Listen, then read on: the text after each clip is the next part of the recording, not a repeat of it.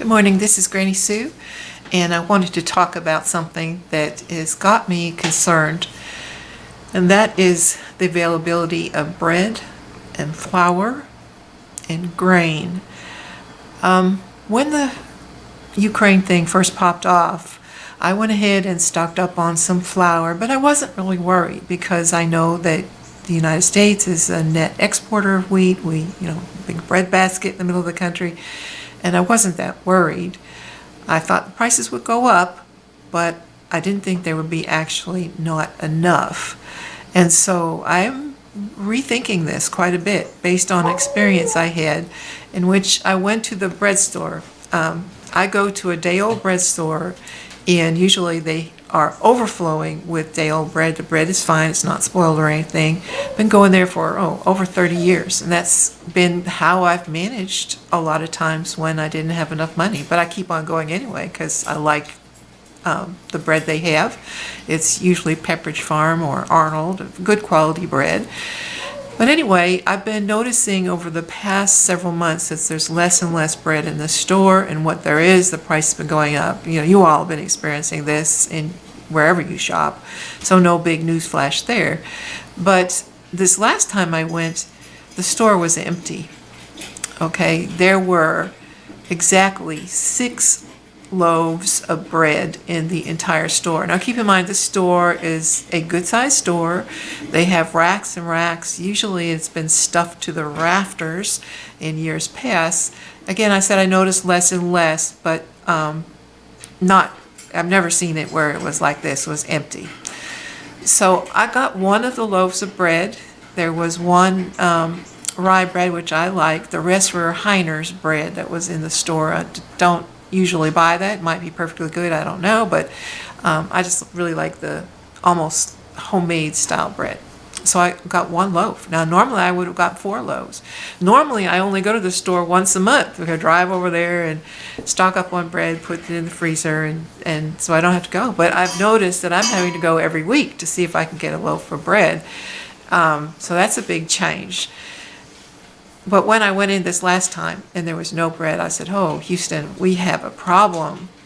And I went immediately from the store, I went to Walmart to purchase flour because I'm thinking, okay, I'm going to have to make my own bread. That's just it. I mean, I can't pay what they're wanting for. The same loaf of bread I bought at the bread store, the one that I got for $1, was $4.39 at Walmart. I mean, that's for a loaf of bread. I mean, this is incredible to me.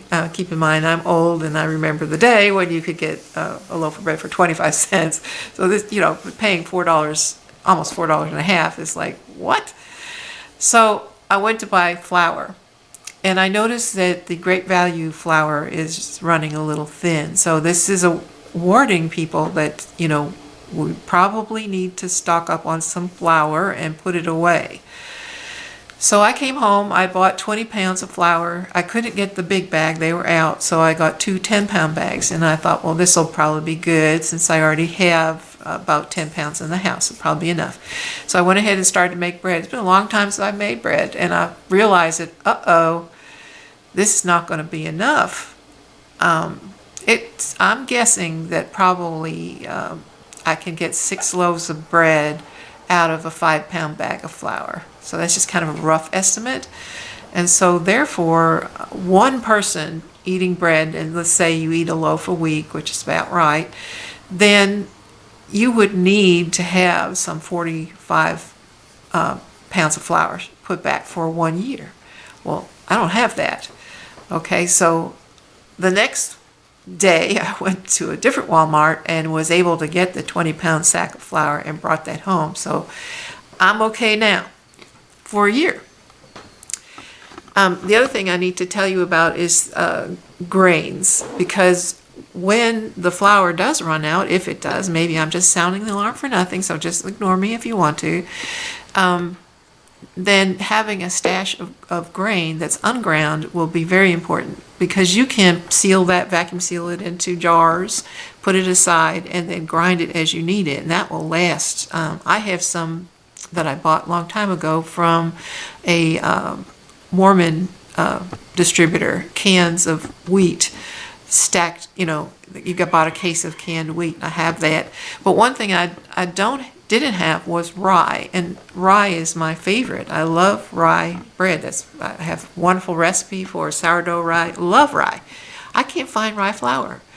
I went to 5 different stores, and finally I did find one. It was at a store that was about 50 miles away from my house, so it was not someplace I go there often.